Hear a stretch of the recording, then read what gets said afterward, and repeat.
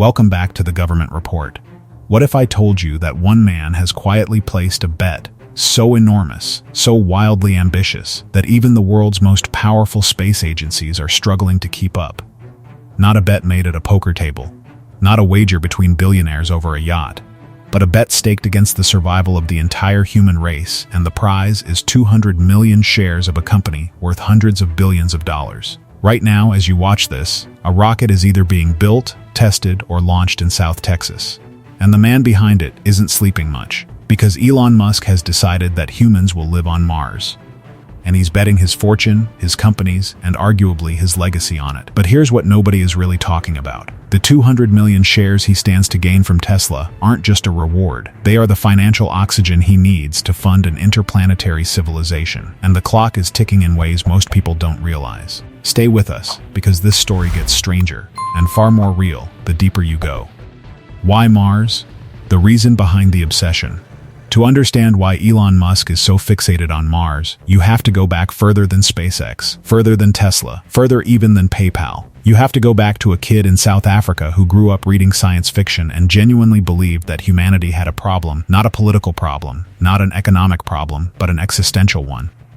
Musk has said it plainly and repeatedly. Earth is fragile. A single asteroid, a rogue pandemic, a nuclear war, a supervolcano, any one of these events could wipe out everything we've ever built. Every painting, every piece of music, every library, every memory. Gone. He calls it the problem of being a single-planet species. And for him, it isn't a philosophical debate. It is the defining challenge of our time. Mars, in his view, is not Plan B. It is the insurance policy that makes Plan A worth having.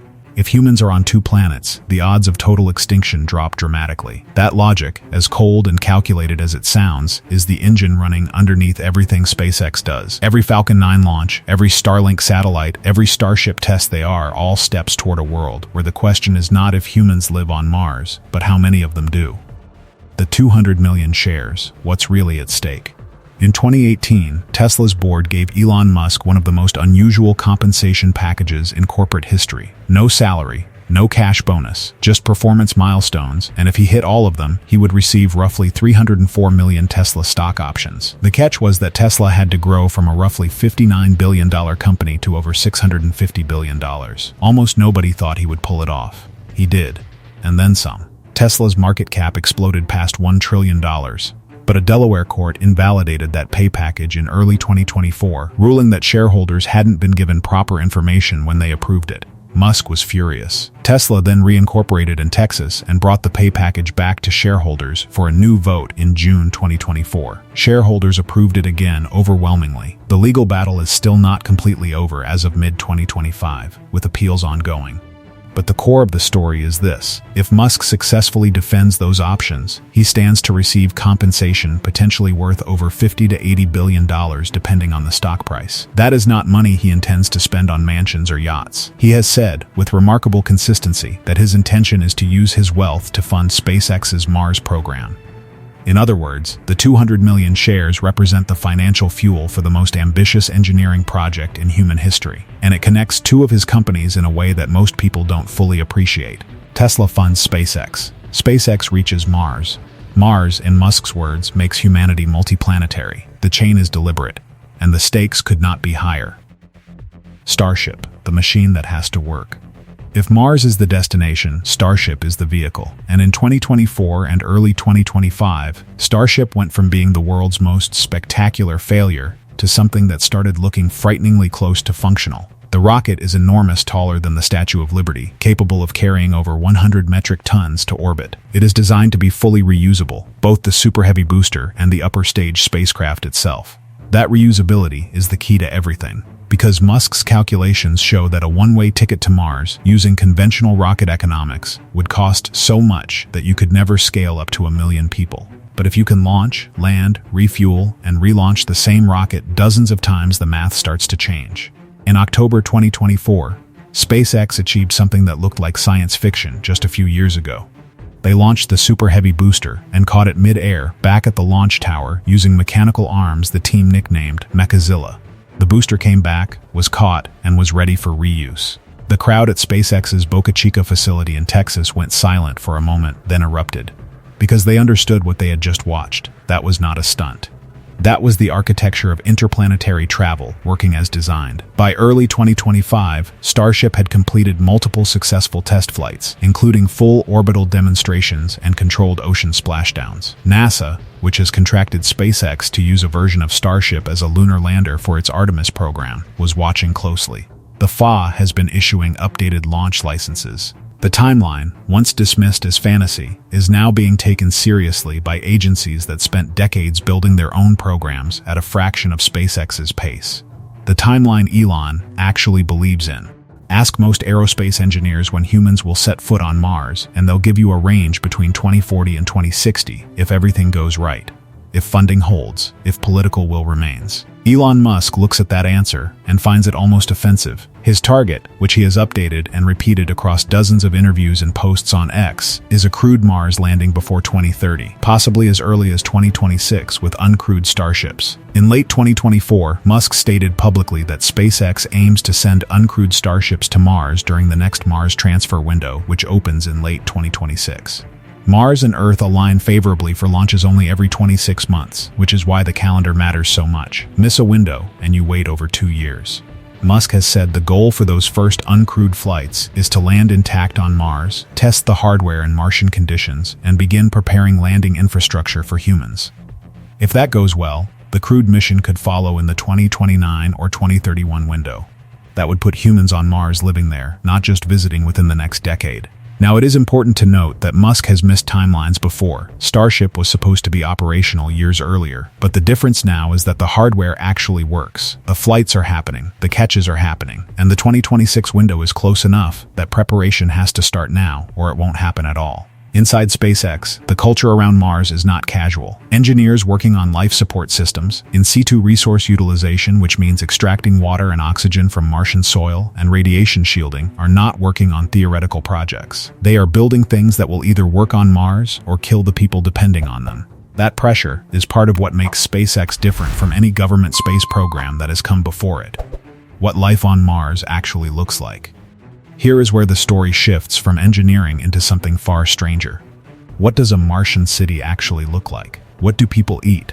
Where do they sleep? What laws govern them? Musk has spoken about this more than most people realize, and his answers are not vague. They are surprisingly specific. The first settlers, in Musk's vision, would live in pressurized habitats, likely made from materials brought from Earth initially, but eventually constructed from resources available on Mars. The Martian atmosphere is 95% carbon dioxide, with almost no oxygen and a surface pressure about 1% of Earth's. The temperatures swing wildly minus 60 degrees Celsius on average, though warmer near the equator in summer. It is not survivable without significant infrastructure. But Mars has water ice, a lot of it buried near the poles and at mid-latitudes. It has carbon dioxide that can be processed into oxygen. It has iron oxide, the rust that gives Mars its red color, that can potentially be used in construction. SpaceX is working with researchers on ISRU technology, which stands for In Situ Resource Utilization, essentially the art of living off the land on another planet. NASA's Perseverance rover already demonstrated on a small scale that oxygen can be extracted from the Martian atmosphere using a device called MOXIE. Musk has also talked about the long-term project of terraforming Mars, warming the planet, thickening its atmosphere, eventually making it more Earth-like over centuries. He suggested that rapid release of greenhouse gases, or even detonating nuclear devices above the Martian poles to sublimate frozen carbon dioxide, could start that process. Most planetary scientists call that a multi-century project at best. Musk calls it a reason to start now. The people who think he's wrong. Dr. Robert Zubrin, founder of the Mars Society and arguably the world's most passionate advocate for Mars colonization, actually supports the goal but has publicly disagreed with Musk on method. Zubrin believes the first missions should use smaller, simpler ships rather than betting everything on Starship's complexity. He has also warned that the timeline is optimistic in ways that could lead to tragedy if cut corners reach life support systems. Other scientists, including several at NASA's Jet Propulsion Laboratory, have raised concerns about planetary protection, the risk that humans will contaminate Mars with Earth bacteria before we've had a chance to determine whether Mars harbors any native life. If microbial life exists in the Martian subsurface, sending humans there before we understand, that could be one of the most irreversible mistakes in the history of science. There are also ethical questions that have no easy answers. Who governs Mars? Musk has said he envisions a direct democracy on Mars with laws that are short enough to fit on a single page, and that no Earth-based law should apply to Martian settlers. That raises the question of whether a private company, SpaceX, can effectively govern an entire planet, or whether early settlers will find themselves in a kind of corporate frontier with few protections. These are not hypothetical questions. They will need real answers before the first Starship lands with a crew. Why this moment is different. Here is the thing about Elon Musk's Mars program that distinguishes it from every previous effort in the history of space exploration. It is not a government program. It is not driven by geopolitics or national pride. It is not dependent on annual budget cycles or the mood of Congress. It is a private company, funded by recurring launch contracts, satellite internet revenue, and a CEO who has publicly stated that accumulating personal wealth beyond a certain point is not the goal. SpaceX now launches more mass to orbit every year than every other nation and company on Earth combined. Its Falcon 9 rocket has become the most launched orbital vehicle in history. Starlink, its satellite internet constellation, is generating billions in annual revenue, and that money flows directly into Starship development. The financial feedback loop that Musk designed is working, and it is accelerating, and at the center of it is Elon Musk, who is simultaneously running SpaceX, Tesla, xAI, Neuralink, and the Boring Company, while also serving in a government advisory capacity. The question of whether one person can maintain that pace indefinitely is open, but what is not open is the trajectory of the hardware. Starship is flying, Mars windows are approaching, and a bet that once seemed like the fantasy of a tech billionaire is starting to look, for the first time in human history, like a plan. The 200 million shares are not the point. They never were. They are a means to an end that Musk has described since he was in his 20s. The end is a self-sustaining city on Mars, a backup for human civilization, a second home for a species that has, perhaps for the first time, built a machine capable of getting there. Whether he pulls it off in the timeline he's set, whether the technology works, whether the ethics get sorted, whether the settlers thrive or struggle, none of that is certain. What is certain is that the attempt is real, the hardware is real, and the window is coming. And when that first Starship lifts off toward Mars with people inside it, the world will watch something it has never seen before. The question is not whether Elon Musk is crazy. The question is whether he's crazy enough to actually do it. And right now, the evidence is leaning in a direction that would have seemed impossible 10 years ago. Stay curious, stay watching, because the next chapter of this story is going to be unlike anything that has come before.